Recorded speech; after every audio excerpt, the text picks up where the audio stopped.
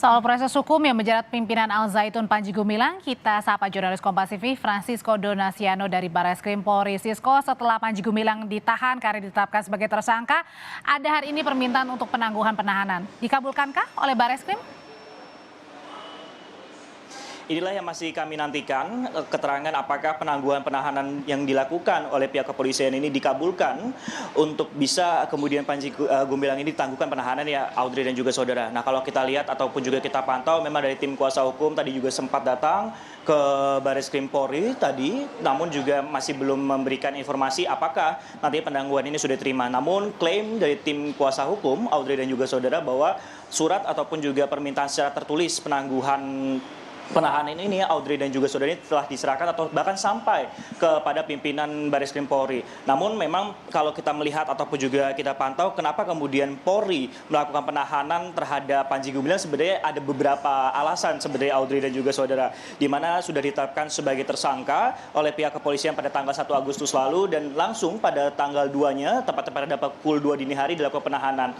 Hal ini dilakukan setelah penetapan tersangka adalah untuk proses pemeriksaan lanjutan untuk ataupun juga melengkapi berkas-berkas sebagai tersangka dari Panji Gumilang, karena kita mengetahui bahwa polisi dan juga pemerintah ini juga menaruh perhatian yang cukup seperti itu terkait dengan kasus ini, bahwa memang harus ada unsur kehati-hatian. Kalau kita bisa mengutip pernyataan dari Kapolri Jenderal Listio Sigit Prabowo, bahwa kenapa kasus ini kemudian cukup panjang untuk penetapan status tersangka khususnya untuk Panji Gumilang sendiri, karena butuh proses kehati-hatian. Begitupun juga dari pemerintah juga bahwa meminta akan penanganan dari proses hukum yang menjerat dari Panji Gumilang ini, entah itu nantinya terkait masa ujaran kebencian, berita bohong, ataupun juga kasus yang lainnya seperti TPPU, seperti itu Audrey dan juga saudara, ini berjalan secara simultan ataupun juga diselesaikan oleh Polri.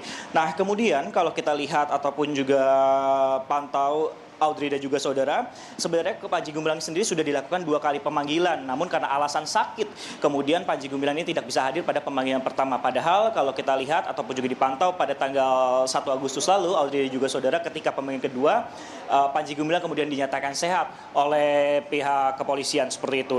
Nah, kenapa kemudian Panji Gumilang ditetapkan sebagai tersangka? Karena memang sudah melalui proses berita acara pemeriksaan dan juga setelah melakukan gelar perkara yang dihadiri oleh Propam, Irwasum, Ditkum, dan Wasidik, semua peserta yang hadir menyatakan sepakat untuk menaikkan status Panji Gumilang menjadi tersangka, Audrey dan juga saudara. Setelah setidaknya Barreskrim ini menghadirkan 40 saksi, 17 ahli, dan 3 alat bukti.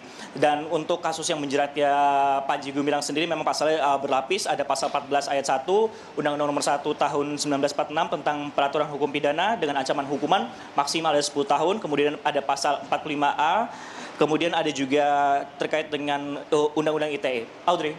Iya, hari ini kan Panji setelah ditahan diperiksa kembali. Nah, apakah juga didalami dengan dugaan tindak pidana pencucian uangnya, Sisko?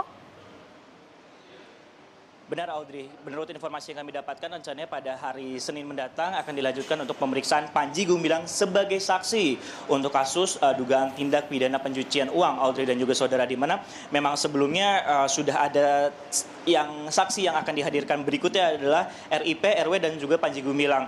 Dan selain itu juga setidaknya pihak Barreskrim juga telah memanggil 16 orang saksi. Cukup menarik sebenarnya, Audrey dan juga saudara, bahwa di antara saksi-saksi ini anak-anak Panji Gumilang ini juga diminta untuk hadir dalam proses pemeriksaan seperti itu, namun hingga saat ini masih belum hadir dan nantinya akan dilakukan pemanggilan kedua. Nah, terkait dengan pemerintah, bagaimana kemudian responnya terkait dengan kasus tindak pidana pencucian uang ataupun juga kasus yang lain? Berikut adalah pernyataan dari Menko Polhukam Mahfud MD yang telah kami rekam sebelumnya.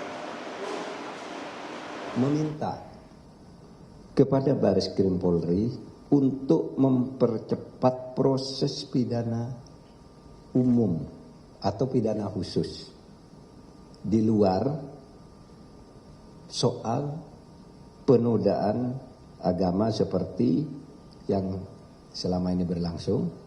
Yang perlu diperhatikan oleh Barreskrim Polri adalah laporan tindak pidana umum atau tindak pidana khusus. Nah, kasus ini bukan semata kasus penistaan agama seperti yang sekarang berlangsung, tetapi juga ada laporan-laporan lain yang bukti-bukti awalnya sudah diserahkan oleh PPATK dan oleh sumber lain.